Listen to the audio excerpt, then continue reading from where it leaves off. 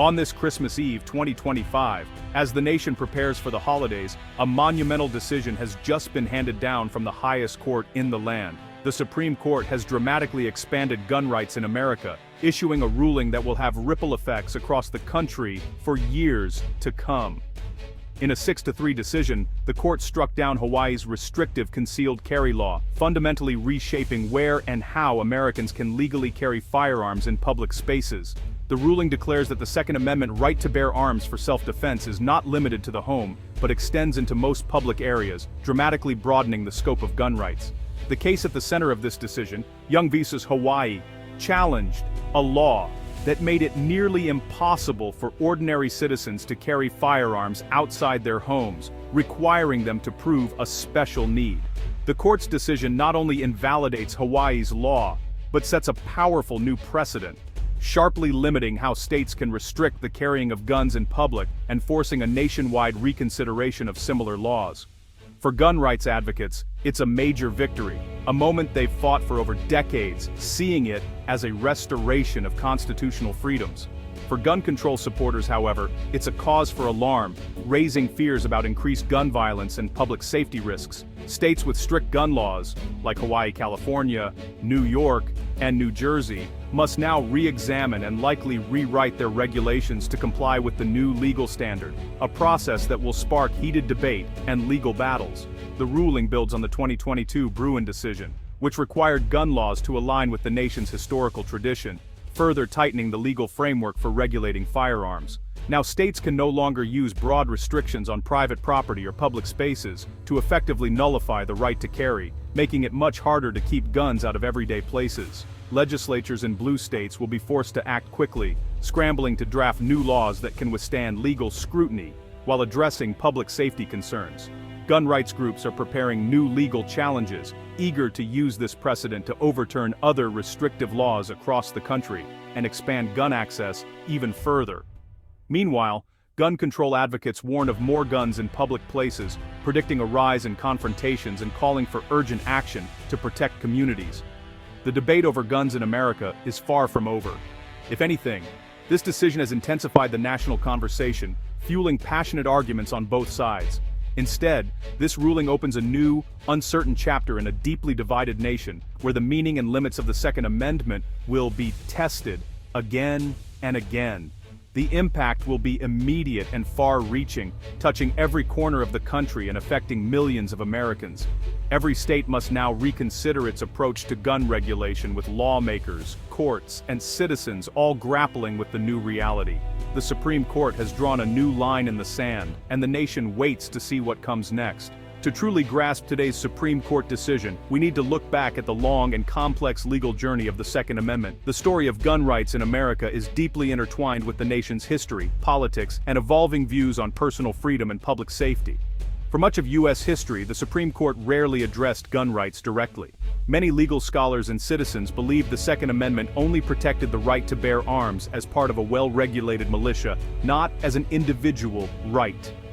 This interpretation shaped gun laws for generations, leaving much of the regulation up to states and local governments. That all changed in 2008 with the landmark case District of Columbia versus Heller. In a historic decision, the court recognized for the first time an individual's right to own a handgun for self-defense within the home. This ruling marked a turning point, affirming that the Second Amendment protects personal gun ownership, not just collective rights tied to militias. Just 2 years later, in McDonald versus City of Chicago, the Supreme Court extended that right to all states, making it clear that the Second Amendment applies nationwide, not just in federal jurisdictions. Together, these cases established a fundamental right for Americans to own a gun for self-defense inside their own homes, setting a new legal standard and sparking debates across the country. But these decisions left a crucial question unanswered.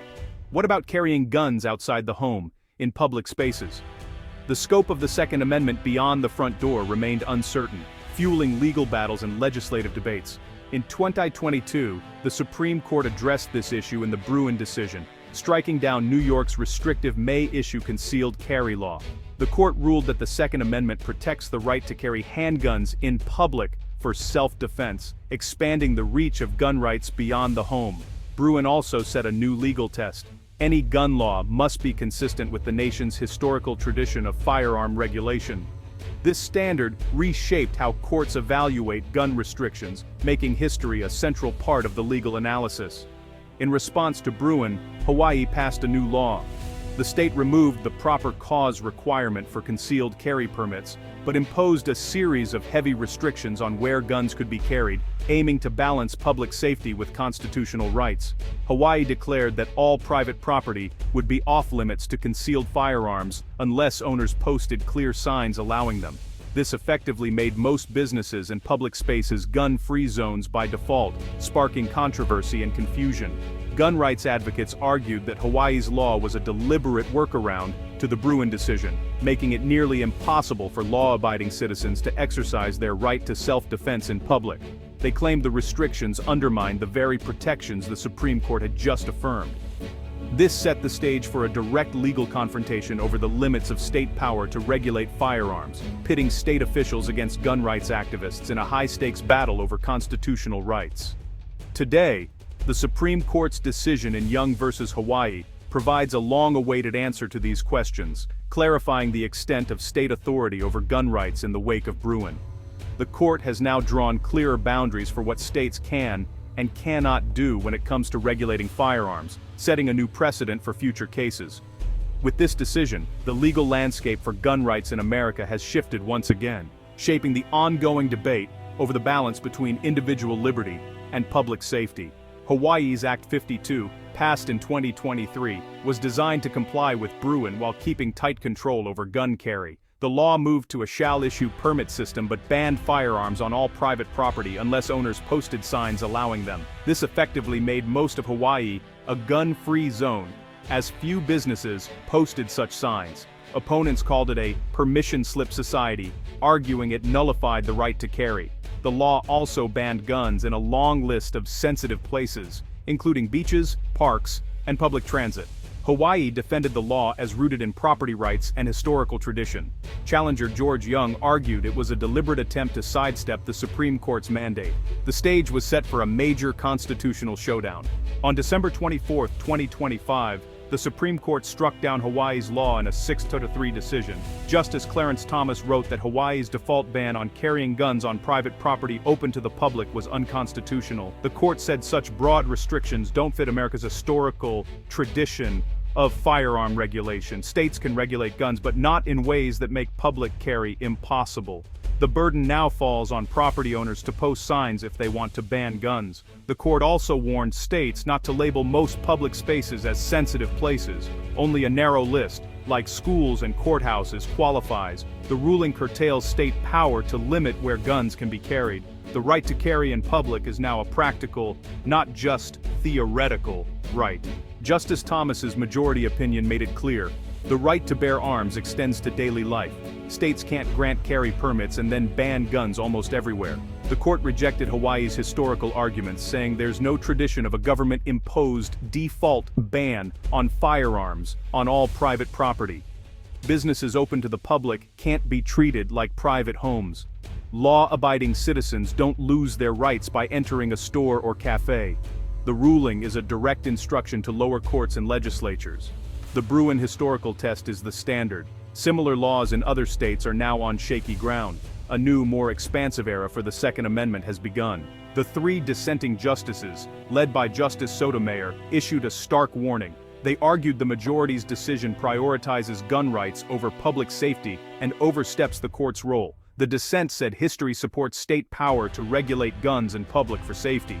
They warned the ruling will lead to more guns in more places, increasing risks of violence.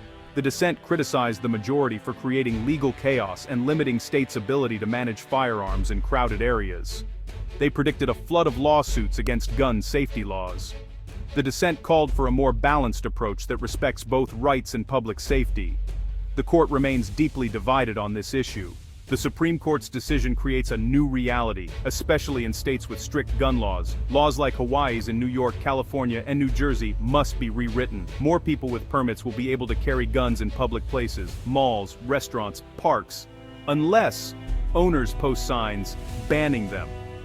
For gun owners, it's a major expansion of rights. For others, it brings anxiety about more guns in public. Businesses must now decide whether to allow guns or post signs to prohibit them, a choice with political and economic consequences. The ruling will intensify the political divide over guns. Gun rights groups will push for fewer restrictions. Gun control advocates will seek new ways to promote safety. The debate over guns in America is entering a new phase. Reaction to the Supreme Court's ruling has been swift, passionate, and deeply polarized, sparking intense debate across the country. Gun rights groups, such as the NRA, immediately hailed the decision as a historic victory for personal freedom and the Second Amendment.